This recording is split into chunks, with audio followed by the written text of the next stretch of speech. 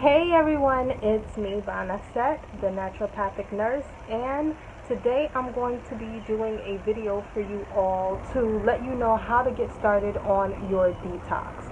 So, as you all know, I announced that June 1st I'm going to be starting the High Vibration Nutrition Challenge, which is a 21-day detox, a raw vegan detox. I am actually taking the very first 21-day detox that I did 7 years ago and taking it to the next level. So I'm going to be sharing with you all some of the things that I did, and this can work for you no matter what type of detox you're doing. But if you're following along with me, or if you would like to follow along with me, you can do so on Instagram at Kemetic Wellness. Okay. The first thing that you're going to want to do when starting your detox is clean your kitchen. Clean your kitchen. When you're detoxing, you are cleaning out your system, but trust me, if your kitchen is not clean, you're not going to be making nothing healthy in there. I promise you. I have noticed from my own experience that usually when people keep a very dirty kitchen or it's not cleaned up properly, they're usually not cooking anything good in there. It's usually pretty much everything that's going to be on the low vibration food list. I've never seen anyone cook up or fix up greens and salads and all of this healthy, wonderful food in a filthy kitchen. Usually the condition of your kitchen is a big reflection of the type of foods that you're eating and of what's going on with you on the inside as well. So take an assessment of how your kitchen looks and clean it up. That's number one. Okay, the second thing that you're going to want to do is decide on what your goal is for your detox. Do you want to lose weight? Are you looking to have better health? Do you have a particular condition that you are struggling with and you want to see improvement? That's going to help you decide some of the foods that you're going to want to focus on, and it's also going to help you decide which foods you want to eliminate during this detox. So for me, I'm eliminating all cooked foods. It's a 100% raw vegan detox. So all I'm going to be eating is live foods. Okay, so for me, the 5 things I eliminated when I did my first 21-day detox was meat, dairy, alcohol, caffeine, and processed foods or genetically modified artificial foods. Those were the 5 things that I eliminated. So that's where I would encourage everyone to start if you're doing any type of detox. There are 4 different levels that you can go to. The first one is the flexitarian level. Flexitarian basically is a plant-based diet. However, you still incorporate some meat. You are your meat is going to be some of your protein. I would encourage you to have protein that's between 10 to 35% of your total daily diet, your total daily intake. So with the meat that you're eating, it's going to be much cleaner than what you would normally eat. We know from research that a lot of the meat that we have in this country is processed in a way that's very unhealthy. A lot of the meat has been injected with hormones. The animals are kept in really terrible conditions. They may be sick. They may be injected with antibiotics so that the meat is even consumable for you. A lot of the times the conditions that the animals are in, they end up developing cancer, tumors, and all they do is just cut the tumor out and still give you the meat. And so you're going to be conscious of the type of meat that you are consuming if you are doing a flexitarian diet. So your chicken and your fish must be organic. Your chicken and your beef must be organic. So your beef needs to be grass-fed, organic, antibiotic-free. Your chicken needs to be cage-free, organic, antibiotic free. Your eggs also cage free, antibiotic, hormone free. And your fish needs to be wild caught fish. Be careful of purchasing farm raised fish, and I did discuss that also in some of my previous videos if you want to go and check that out. I think I talked about it in the second video on how to get rid of period pain. I talked about it in that one. The next level would be the vegetarian diet. So it is completely plant-based. However, you are incorporating a lot of cooked foods also, some cooked foods. So about 50% or so of your diet is going to be live foods, meaning fresh vegetables that are uncooked, and maybe 20 to 30% of your diet is going to be cooked vegetables, okay? Your protein is going to be vegetable protein, and your fat is also going to be plant-based.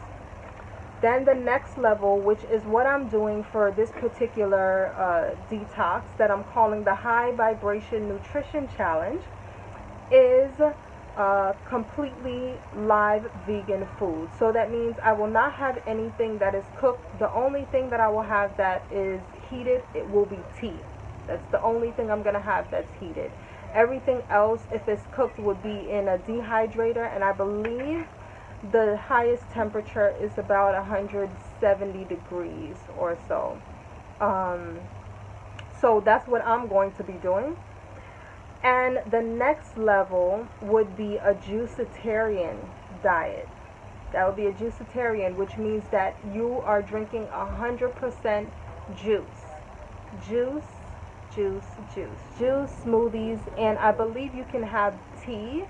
Hot tea. If not, it would be sun-fired tea, basically. So it would be tea that you, water that you left, purified water with the herbs, and it was heated using the sun. So that's another level. That is not a diet that is sustainable for very, very long periods of time. That is a diet that I would recommend for about 7 days if you're choosing to do that type of detox, okay? It's not something that's permanent. So one of the things that's important to know when doing a detox like this is that you need to be satiated. This is not about starvation. It's not about deprivation. It's about nourishing yourself fully and making a change in your cellular makeup. You are actually changing your cellular makeup because you are getting rid of the foods that are artificial, that are not contributing to your wellness, and you are feeding yourself the highest level of nutrients and vitamins. So it is not about deprivation. You're not supposed to be hungry. So the way that you're going to do this so that you're not hungry, because one of the things that I notice a lot of people tell me when they try to go vegan is that they're very hungry, and you're not supposed to be hungry. What they end up doing is substituting meat for a lot of heavy starches, breads and cereals and things like that, and so you actually become a starchitarian instead of a vegetarian. So what you want to do is make sure that you have the right proportion of macronutrients, and we know the three macronutrients are carbohydrates, protein, and fats. So with carbs, you're going to want to have anywhere between 45 to 65% of your diet, your daily intake, as carbohydrates, about 20 to 35% fat, and 10 to 35% protein, okay? And that will be different based on which level of the detox you're going to, okay? Now the third thing you're going to do is you're going to eliminate the low vibration foods. So we already talked about the 5 things that we're eliminating. So you're going to go through your kitchen and you're going to get rid of all of those things. You're going to get rid of all the processed foods. You're going to have to look at ingredients to do this. So turn the label on your food around. Anything that's packaged, you need to read the label and see what's in it. So if it is not labeled organic, if it is not labeled non-GMO verified, if there are substances in it in the ingredients list that is not just a plain ingredient that you can recognize, like for example aloe. You know what aloe is. You don't have to do any research on really what that is. If it has it's a 10-letter name and you don't know what that is, it's an artificial ingredient. That's not something that you need to be consuming during this detox. So you need to eliminate it and get it out of your space, get it out of your kitchen.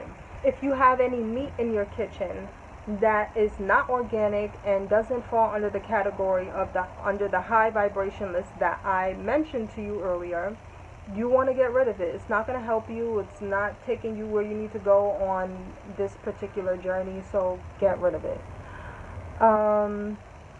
Now, once you get rid of all of the fake artificial foods out of your kitchen, you're going to rename your kitchen. Yes, it's no longer going to be a kitchen. It's going to be your nutrition healing laboratory. And that is a term that was coined by my teacher, Queen Afua. It's a totally different vibe when you're going into your nutrition healing laboratory to fix up something that is going to be wonderful for your body, versus you going in the kitchen and throwing something together and putting it in the microwave and all of that. That's another thing that you're not going to be doing. No microwave foods, no instant foods, none of that. You're going to be preparing your own food during a detox. Okay. So now that your kitchen has been transformed into a nutrition healing laboratory, obviously you're only going to be putting healing elements into your laboratory. So that means you're going to be getting things on the high vibration food list. And that would be raw fruits and vegetables. You're going to be shopping in the produce section a lot more. A lot of us tend to stay in the aisles, which is the packaged foods. That's what you're going to see in the aisles of the supermarket. The packaged foods, where you may know what's in it, you may not know what's in it, you may have to read ingredients. You want to get stuff that you don't have to read ingredients, because it is what it is. You don't need to read the ingredients on well, I was going to say you don't need to read the ingredients on an apple, but you need to read that too, because some of the produce that's grown is organic, and some of it is also commercially grown, which means they use pesticides, things like that. So you want to pay attention to that too. But during this time, you're going to pretty much stick to produce.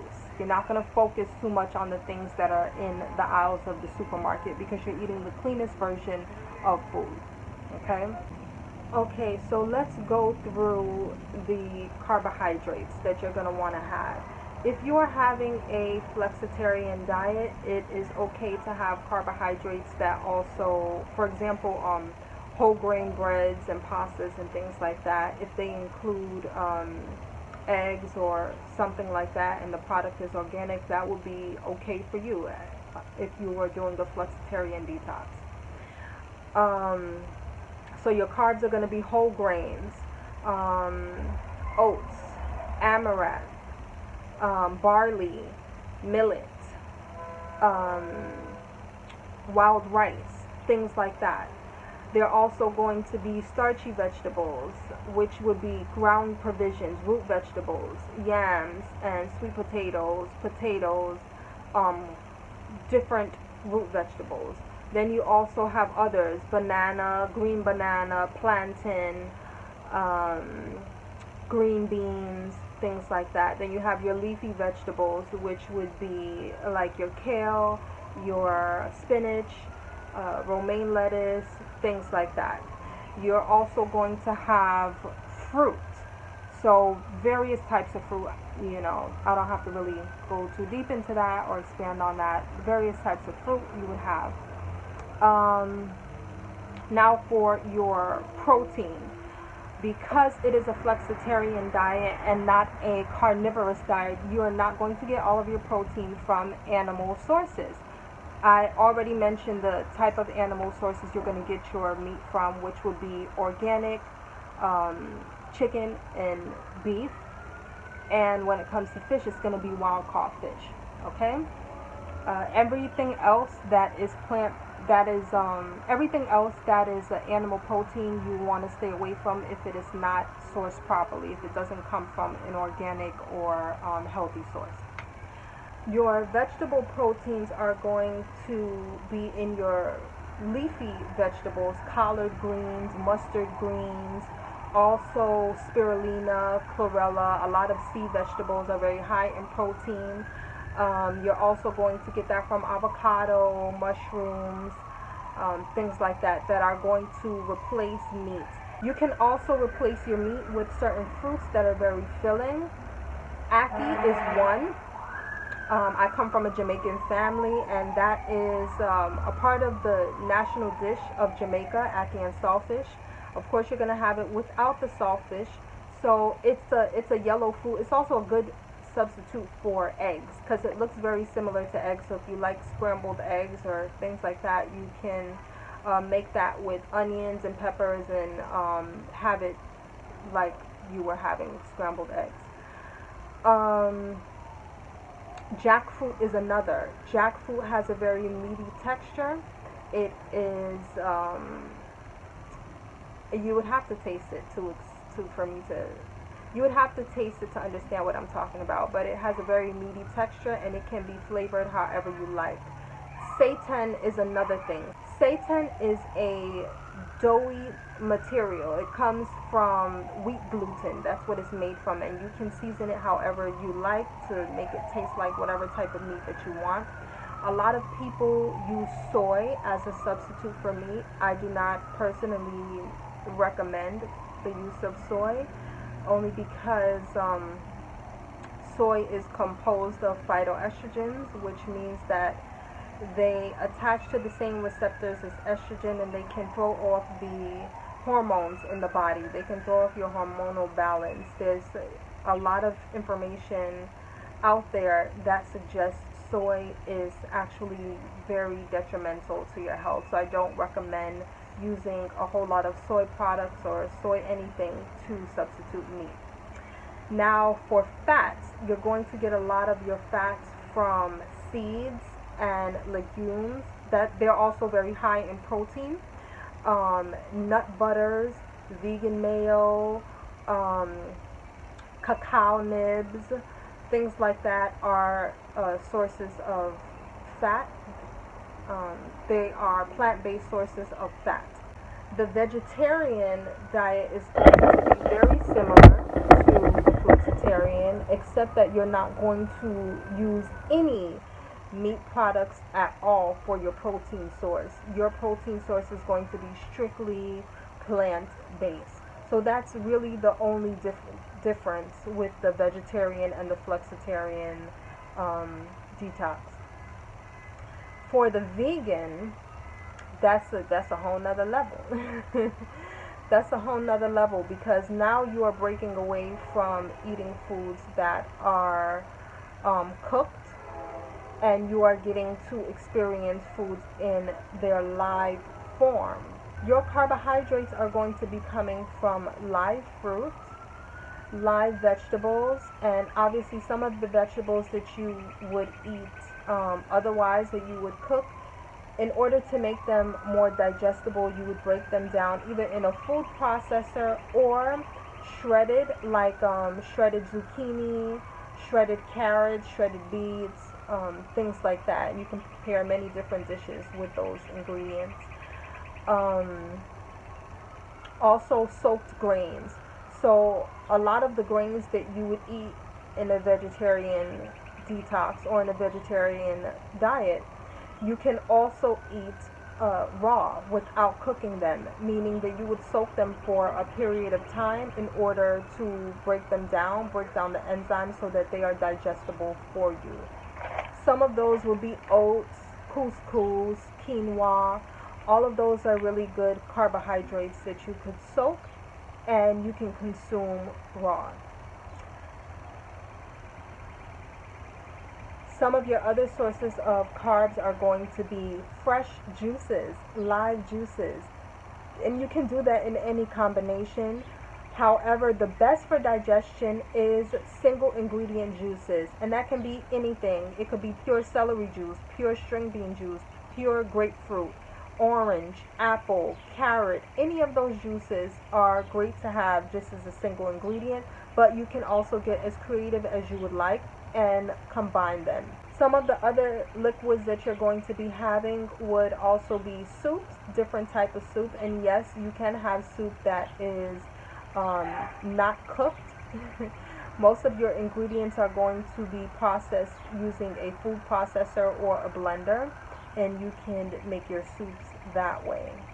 Also, of course, fruit and vegetable juices and lots of water, purified water. That's very, very important. You want to make sure that you stay hydrated always. So your vegetable protein as a raw vegan is mainly going to come from greens such as collard greens, mustard greens. Of course, they're going to be uncooked.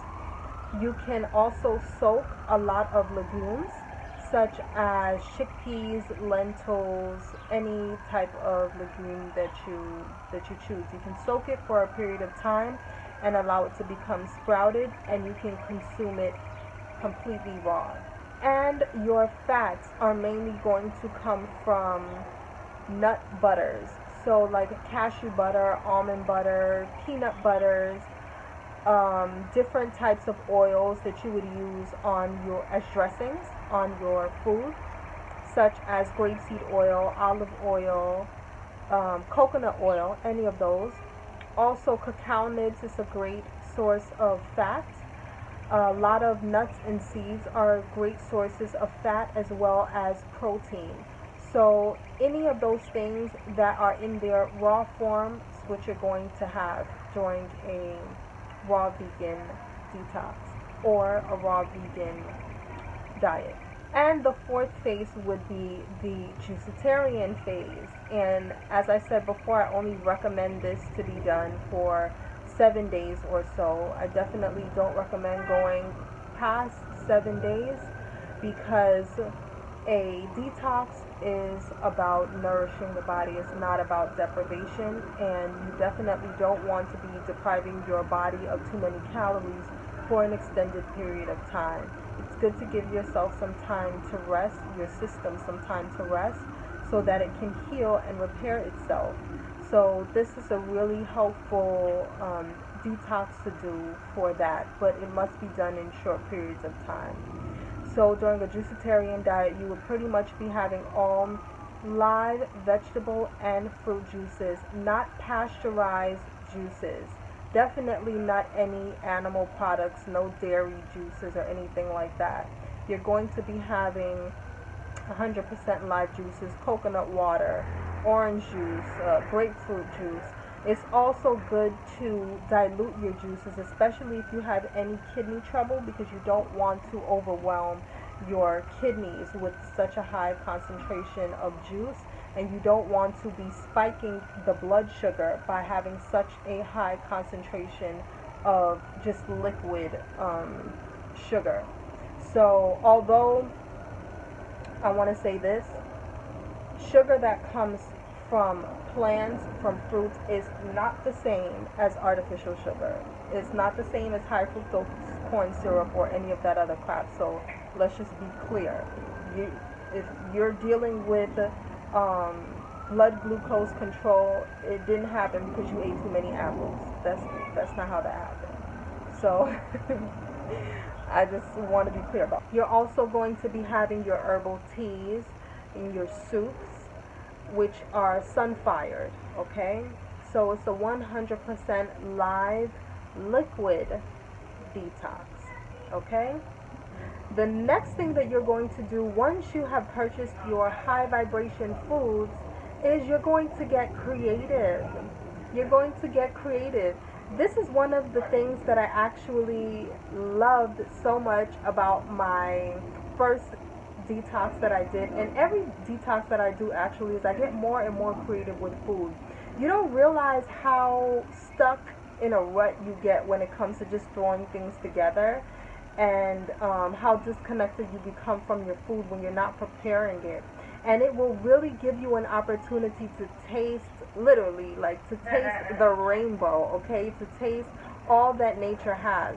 Most of the time, people think that they're going to be limited in some way when they eliminate meat or processed foods, and you actually are more limited when you think that way, because 9 times out of 10 you are really 9 times out of 10 you are pretty much eating the same things over and over and over again. You don't try new things.